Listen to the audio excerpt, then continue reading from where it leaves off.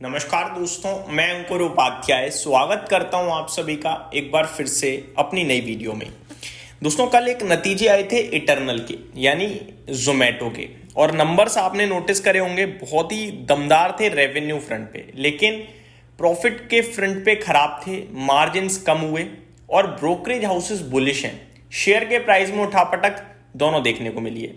अब इन्वेस्टर्स के दिमाग में ये सवाल जरूर होगा कहीं ना कहीं कि हमें करना क्या चाहिए। ये खरीदने का मौका है डिप में, या ठीक है यार बहुत ऑलरेडी चल चुका है, बहुत महंगा है, ग्रोथ है लेकिन ऑलरेडी प्राइस्ड इन है स्टॉक के प्राइस में। क्या करें क्या ना करें, ये सारी चीजें मैं आप सभी के साथ एक एक करके डिस्कस करता हूं। सबसे पहले रिपीट करना चाहूंगा एक बार रिजल्ट्स को। कंसोलिडेटेड नेट प्रॉफिट 65 करोड़ पे आया, 180 करोड़ से घटकर साल दर साल। अनुमान 140 करोड़ का था, तो एक्सपेक्टेशन से काफी कम रह गया मुनाफे का आंकड़ा। पहली बात, क्विक कॉमर्स बिजनेस में दमदार ग्रोथ दिखी है। रेवेन्यू 2400 करोड़ से बढ़कर 9900 करोड़ पे आया। ये 4 टाइम्स हो गया है ऑलमोस्ट, और यही सबसे बड़ी लाइमलाइट है पूरे के पूरे इटर्नल की, यानी कि ब्लिंकिट। ये company as a food delivery start थी, लेकिन ब्लिंकिट के एक्विजिशन के बाद ब्लिंकिट ने पूरी कहानी पलट दी है भाई साहब, और ये अलग लेवल की चीज निकल कर आई मार्केट में, क्विक कॉमर्स। और इसी की वजह से आप देख रहे हैं कि बहुत सारी और भी मार्केट में कंपनियां होती हैं, चाहे वो जेप्टो हो, चाहे वो स्विगी का इंस्टामार्ट हो, और भी अब तो फ्लिपकार्ट का भी मिनट्स आ रहा है, और अमेजोन भी है, डी मार्ट भी कोशिश कर ही रहा है, बट अभी उतनी लेवल पे नहीं हो रहे। एक्सेप्ट अभी तक बाजार में जो ज्यादातर हुए हैं वो ब्लिंकिट और इंस्टामार्ट हो रहा है और जेप्टो, ये चल रहे हैं मार्केट में। तो क्विक कॉमर्स में बड़ी दमदार ग्रोथ देखने को मिली। आगे हाइपर प्योर सप्लाईज B2B की बात करी जाए तो इनका रेवेन्यू आधा रह गया, 2300 करोड़ के सामने 1020 करोड़ का, तो यहां पे डिप आई है। फूड की बात करी जाए, फूड डिलीवरी की, तो ये ग्रोथ आई है 10% की, यहां भी 2260 करोड़ के सामने 2480 करोड़, ठीक है, न्यूट्रल है। यहाँ पे अब नॉर्मलाइज हो चुका है मार्केट, आप ये कह सकते हो यहाँ 10-12-15% की ग्रोथ आपको दिखेगी, 10% मान के चलिए मोटा मोटी लेवल पे। मार्जिन्स की बात करें तो 4.71% से घटकर 1.76% पे रह गई। अनुमान 3.2% का था, तो मार्जिन्स ने डिसअपॉइंट किया। एक्चुअली में मार्जिन्स ना अभी हमें इस कदर नहीं देखने चाहिए कितने आ रहे हैं, कंपनी ग्रो करने के चलते मार्जिन्स को सेक्रीफाइस कर रही है अभी, ये सच है। और जब कंपनी एक बार ग्रो कर लेगी, कंपनी को लगेगा अब पैसा छापना चाहिए, फिर कंपनी अपने रेवेन्यू को बढ़ाए, वो प्रॉफिट को आपको बढ़ाते हुए दिखेगी। जैसे अभी रेवेन्यू सुपर लेवल पे जंप कर रहा है, उस समय बेशक रेवेन्यू हल्का फुल्का बढ़ेगा, लेकिन मुनाफा आपको दिखने लगेगा क्योंकि मार्जिन्स खेलने लगेंगे फिर। तो ये कंपनी के ऊपर है अभी, अच्छी बात है, और कंपनी उसे अपने हिसाब से ही चला रही है। जैसे कि अगर आप रेवेन्यू की बात करें, 4800 करोड़ से बढ़कर 13600 करोड़ पे आया है। अनुमान था केवल 8000 करोड़ के रेवेन्यू का, तो अनुमान के सामने करीब 70% की ग्रोथ है भाई साहब, अनुमान से भी 70% ज्यादा रेवेन्यू है। तो रेवेन्यू की वजह है ग्रोथ, स्टोर एक्सपेंशन, और इस ग्रोथ की वजह से ही मार्जिन्स में भी आपको थोड़ा सा कमी दिख रही है। Company reports 137% year over year growth in quick commerce for November, up 27 quarter on quarter, marking it's best performance in 10 quarter. The company expanded its network by adding 272 new stores and gained 3.9 million average monthly active customers।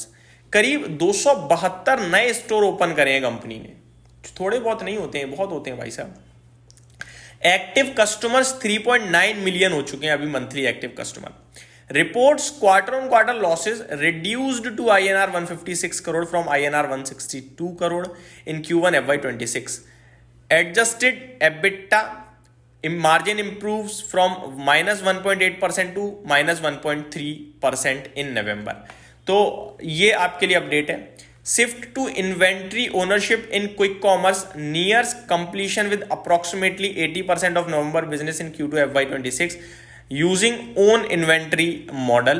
Food delivery growth rate hits bottom, but it's recovering with 14% year over year growth in November, while profitability increased in number over number quarter to record 5.3% in November, up from 5%। तो growth दिख रही है चौतरफा, कोई दिक्कत का विषय नहीं है। बस फर्क सिर्फ इतना है कि अभी स्टॉक का प्राइस आपके लिए नीचे या ऊपर नीचे इसलिए हो रहा है क्योंकि ग्रोथ पे फोकस है, मार्जिन अभी नहीं आ रहे हैं, पैसा उतना नहीं बन रहा है, वैल्यूएशन अभी महंगे ही दिखेंगे क्योंकि पैसा नहीं आया, ईपीएस नहीं आया, तो वैल्यूएशन तो ऑटोमेटिकली महंगा दिखेगा। बट हमें यह पता है कि प्रॉफिट कंपनी के हाथ में है कभी भी। अब यही 13,000 करोड़ पे अगर 3% का मार्जिन बन जाए तो हो जाएगा आपका 250-300 करोड़ का मुनाफा, है ना। तो ये मुनाफा कंपनी के हाथ में है, कोई बड़ी बात नहीं है। ये कंपनी आने वाले समय में आपको एक वित्तीय वर्ष में बनाएगी 1,000, 1,200-1,500 करोड़ का मुनाफा, फिर उस पर नॉर्मलाइज ग्रोथ आपको देखने को मिलेगी। लेकिन अगर मैं वो सिनेरियो भी रखूं तो भी मेरे को लगता है स्टॉक का प्राइस बहुत ज्यादा महंगा है। ये मेरा अपना पर्सनल ओपिनियन है। अब नतीजों के बाद गोल्डमैन सैक्स की तरफ से बाई की रेटिंग आई है जहां पे 390 रुपए का टारगेट दिया गया है, और बैंक ऑफ अमेरिका की तरफ से भी बाई की रेटिंग है और 400 रुपए का लक्ष्य दिया गया है। स्टॉक की बात करें तो 1833 के पीई पे आपको दिख रहा है, बहुत महंगा है ये, बहुत महंगा। अब जैसा कि मैंने बोला अभी 65 करोड़ का मुनाफा है, ठीक है जी। ये मुनाफा 65 करोड़ का नहीं रहेगा, ये हमें भी पता है, क्योंकि ये मुनाफा कम इसलिए क्योंकि मार्जिन पे सैक्रिफाइस देखने को मिल रहा है। मैं आपको बताना चाहूंगा अगर ये मुनाफा 300-400 करोड़ का भी हो तो एक क्वार्टर में, अगर मैं एग्जैक्टली आपको बताता हूं, अगर मैं यहां पे देखूं कि सितंबर क्वार्टर में तो बेकार हो गया, छोड़ो, हाईएस्ट मुनाफा कंपनी ने करा था जून 2024 में 253 करोड़ का एक सिंगल क्वार्टर में। मैं कह रहा हूं पर क्वार्टर 400 करोड़ का मुनाफा कंपनी इजीली कर सकती है, क्योंकि अगर 13,500 करोड़ की सेल्स कंपनी कर रही है, ये सेल बढ़कर 20,000 करोड़ के करीब पहुंचेगी आने वाले समय में, मुझे ऐसा लगता है। अब 20,000 करोड़ पे अगर सेल पहुंचेगी और 3% का मार्जिन भी बनाया कंपनी ने, तो ये हो जाएगा आपका 600 करोड़ का मुनाफा एक सिंगल क्वार्टर में। यानी कि 600 करोड़ यानी 6 × 4 2400 करोड़ का साल का मुनाफा कंपनी का होगा, जो कि आप कह सकते हो कि अच्छा खासा माना जाएगा। अगर देखा जाए तो आप कह सकते हो कि फिर अराउंड 2400 करोड़ यानी कि 12-13 रुपए का ईपीएस आ जाएगा पर शेयर, और जिसके हिसाब से अभी 400 रुपए भी अगर मैं राउंड फिगर में करूं तो भी 300 के पीई पे दिख रहा है हमें। तो बेस्ट केस सिनेरियो में भी महंगा है और बॉटम केस में तो आप देख ही रहे हो, बस मार्केट में इतनी इसकी डिमांड है जिसकी वजह से गिर नहीं रहा। तो मेरा मानना है कि ऐसा ना है कि मतलब आंख बंद करके से ले लू के बैठ जाएं, अगर है ठीक है, नहीं है तो मेरे को नहीं लगता कुछ हड़बड़ी मचानी चाहिए। वैल्यूएशन मेरे लिए बहुत इंपॉर्टेंट होते हैं और वो इसमें मुझे ठीक नहीं दिख रहे हैं। इस बीच में ऊपर से बाजार नीचे आता हुआ दिखा है, प्रॉफिट बुकिंग है और कुछ भी नहीं है। ऑप्शंस में बुकिंग मार दी होगी, मुझे पता था वीकेंड से पहले ऑप्शन में बुकिंग आ सकती है किसी भी वक्त। यही समाप्त करता हूं इस वीडियो को। Thank you so much for watching this video. Have a great day guys.